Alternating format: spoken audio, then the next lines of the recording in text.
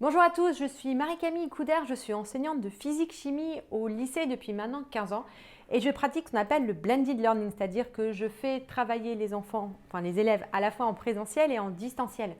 Ce qui fait que j'ai mis en place le distanciel dans ma classe depuis plusieurs années et avec ce confinement, j'aimerais partager avec vous un petit peu les grandes règles que je tire de ma pratique, peut-être pour pouvoir vous aider à faire vous aussi ce changement, cette rupture qui est due à ce confinement. Dans cette vidéo, je vais vraiment m'attarder à la classe virtuelle. Qu'est-ce que c'est qu'une classe virtuelle? C'est quand on se connecte en visio. Alors typiquement avec la classe virtuelle du CNED, qui est l'outil du ministère. Et comment est-ce qu'on fait pour récupérer nos élèves? Comment est-ce qu'on fait pour animer? Qu'est-ce qu'on fait une fois qu'on est tous là?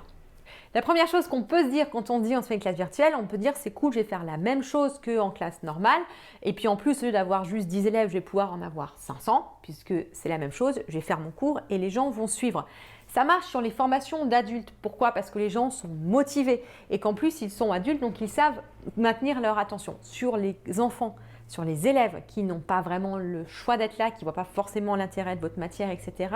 et qui en plus sont plus jeunes, ça marche très mal.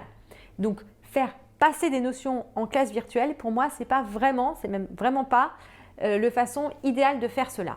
Pour faire passer des notions, je vous conseille plutôt donc de faire de l'apprentissage dit asynchrone, c'est-à-dire passer par des vidéos, comme ce que je suis en train de faire. Ça peut être passé par des podcasts aussi. Si vous n'aimez pas montrer vos têtes, n'hésitez pas à mettre des podcasts ou même juste des fichiers. Dans ces temps de confinement, je vous conseille quand même de faire soit des vidéos, soit des podcasts. Pourquoi? Parce que ça maintient le lien avec vos élèves. Ils ont l'impression de vous entendre et sur le côté affectif, en fait, ça joue beaucoup. Si les classes virtuelles, ça ne sert pas à exposer les notions, à transmettre des nouvelles notions, à quoi ça sert? Car oui, c'est vraiment utile les classes virtuelles. La première chose à laquelle ça sert, c'est de garder le lien. Les élèves, d'habitude, c'est un groupe classe, c'est une communauté apprenante. Ils ont l'habitude d'apprendre ensemble et d'être guidés par les enseignants. Là, ils se retrouvent tout seuls.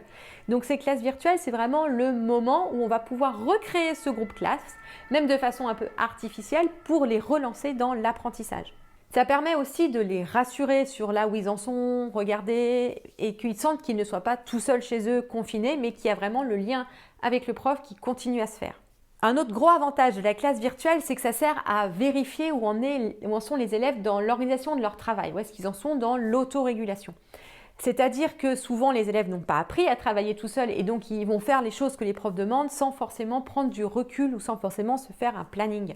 Pour moi, ce temps de confinement, c'est vraiment le moment où on va apprendre aux élèves non pas les nouvelles notions, mais on va leur apprendre à travailler de façon autonome. Et ça, ce ne sera jamais perdu parce qu'ils vont pouvoir l'utiliser dès la fin de l'année, enfin tout le temps. Donc, comment est-ce qu'on vérifie leur planning? Voilà, ça peut se faire en classe virtuelle, vérifier quels sont leurs plannings d'apprentissage et où est-ce qu'ils en sont dans leur rythme de lever, de coucher, les aider à mettre en place ce cadre structurant qui va leur permettre de continuer à apprendre. Et une classe virtuelle, ça sert aussi à récupérer les questions des élèves. Si on a envoyé des PDF, des podcasts, des vidéos où ils doivent apprendre des nouvelles notions ou des notions qu'on a un peu vues, ils vont forcément avoir des questions, des choses qu'ils n'ont pas comprises. Eh bien, la classe virtuelle, c'est vraiment le moment où les élèves vont pouvoir poser ces questions et vous allez pouvoir y répondre vraiment en fonction de leurs demandes.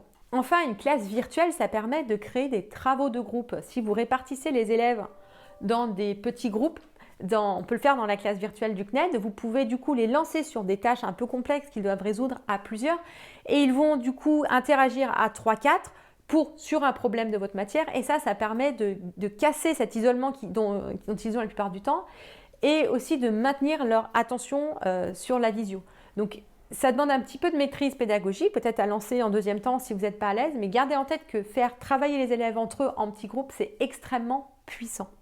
Maintenant qu'on a vu à quoi servaient ces classes virtuelles, je vous propose de passer en revue quelques règles de base que j'ai dégagées de ma pratique. La première, elle est assez évidente, mais ça vaut quand même le coup de dire, il faut prévoir du temps pour la technique. Surtout si on n'a pas eu le temps de tester l'outil en classe. Là, on n'a pas eu le temps puisque l'outil n'était pas disponible quand on était en classe. Donc, prendre le temps de voir si tout le monde est connecté, prendre le temps de voir si on entend le son de tout le monde, éventuellement prévoir une première classe où on se connecte et puis ensuite on appelle pour voir ceux qui ont des problèmes, etc. Ça prend du temps et il est nécessaire de prendre ce temps pour la technique. Donc, ne démarrez pas trop vite. Deuxième chose, pour rendre les classes virtuelles plus faciles à gérer, essayez de prendre moins d'élèves sur moins de temps. Plutôt que de faire 1 heure à 35 élèves, avec justement ce côté difficile de maintenir l'attention, essayez peut-être de faire des petits créneaux de 10 élèves qui durent un quart d'heure, 20 minutes, et puis vous prenez les élèves, vous prenez leurs questions, vous interagissez. moins il y a de monde en classe virtuelle, plus les élèves auront envie de participer parce qu'ils vont sentir qu'il y a plus de place.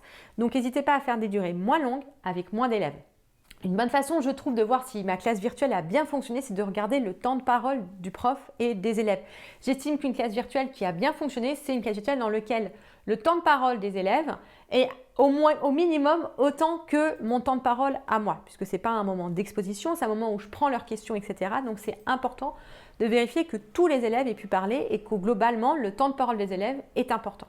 Dernière chose pour les enseignants, vous le voyez, prévoir une classe virtuelle, cela demande beaucoup de temps. Pourquoi? Parce que toutes les ressources doivent être prévues en avance. Et donc, les élèves regardent ces ressources et on en parle en classe virtuelle.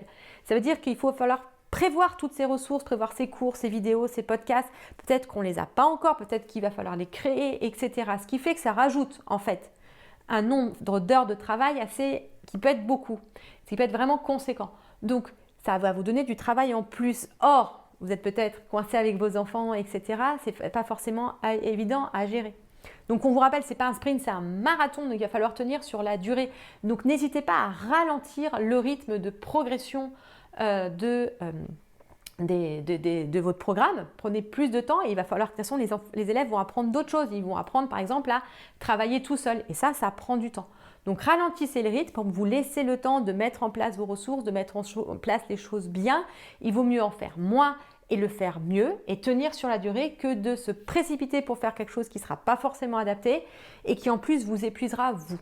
Vous pouvez même, c'est le choix que j'ai fait, mais je ne dis pas que tout le monde va le faire, décider de continuer à travailler pendant les vacances. En effet, de toute façon, moi, je suis coincée à l'intérieur. Donc, autant continuer à travailler 2 à 4 heures par jour pour que quand le confinement sera levé, j'ai un peu plus de temps pour pouvoir profiter de l'extérieur. Ça, c'est moi ce que je fais moi. Je vais bien sûr le proposer à mes élèves et ce ne sera pas une obligation. S'ils veulent rattraper après, comme on n'avance pas très vite, ils pourront rattraper après.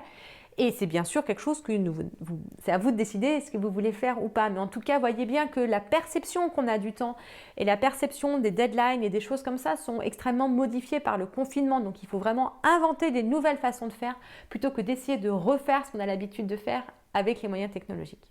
Voilà, j'espère que cette vidéo vous a donné quelques pistes sur comment mettre en place et animer une classe virtuelle.